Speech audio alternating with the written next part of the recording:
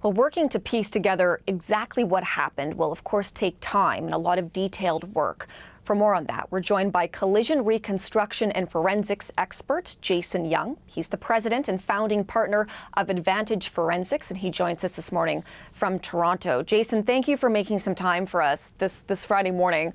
Want to start by getting your thoughts on what goes into an investigation of this magnitude. Of course, we've seen the images from yesterday and again this morning of that scene, of what's happened there. What goes into investigating something like this? Good morning, thank you. There's a ton of information that has to be processed in a collision of this nature. There's all of the scene evidence that has to be documented, the gouges, the skids, the rest positions of all of the vehicle, the debris field. It's a tremendous amount of information that has to be properly and carefully documented as the first stage of the investigation. And it seems like that has been done now. And investigators, the next step will be to take the vehicles to an inspection location and start looking at the mechanical fitness of the vehicles. They'll look at the brakes, they'll look at the suspension, the tires, the steering components, which is very difficult in a case of this nature because I understand that the bus was on fire, and doing a mechanical examination on that type of a vehicle after a fire is really quite difficult.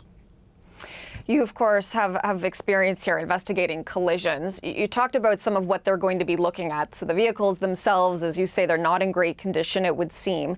What in particular are investigators going to be looking at when it comes to not just those vehicles, but the crime scene themselves? What sort of clues might they be looking for? Well, one of the key ingredients that investigators look for is the collision data recorders. And in this case, that's also complicated because you have a bus, you have a private type of bus, which does not have a collision data recorder. So that piece of information is missing. And then you have a tractor trailer, which does have collision data recorder, but it's a different type of recorder. It operates differently than regular vehicles.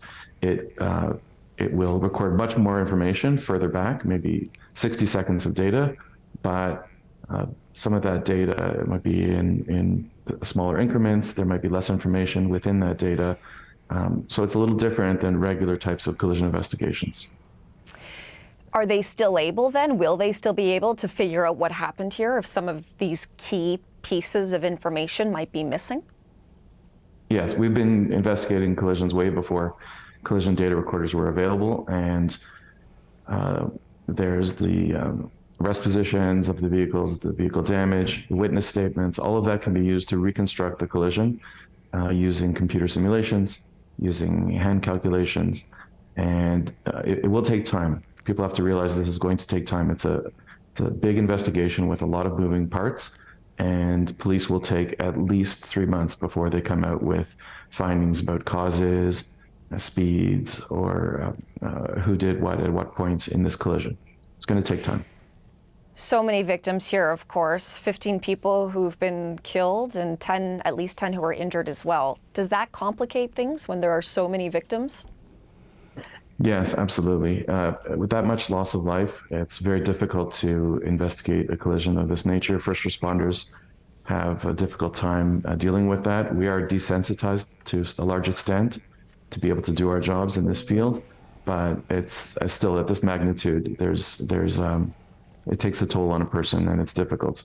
The other big difference is that with so many people across the country asking for answers to these questions, people are going to have to be patient and realize that it's going to take time before the real answers to the questions come out.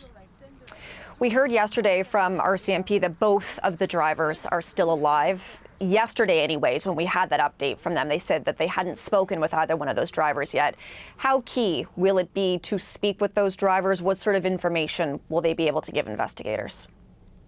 Yeah, absolutely.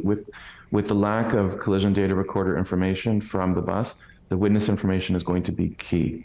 It's going to be crucial, and investigators will want to speak with both drivers, and they're going to want to speak with the survivors as well after they recover, and we wish them a healthy and speedy recovery so that they can try to return to their lives. Do you have any advice for investigators who might be involved? Anything in particular based on the images that we've seen so far that you would be doing right now if you were on that scene? Well, I'm not involved in the collision, so that's tricky question. I have noticed that there have been rumble strips already installed at the intersection in the southbound direction on Highway 5. There's a flashing beacon at the stop sign. So it looks like a lot of safety precautions have been added to this intersection prior to this collision. So it looks like road factors may not be an issue in this case. Jason, thank you. We definitely appreciate your perspective, your expertise on all of this morning. Thank you. Thank you. Jason Young, he's the president and founding partner of Advantage Forensics.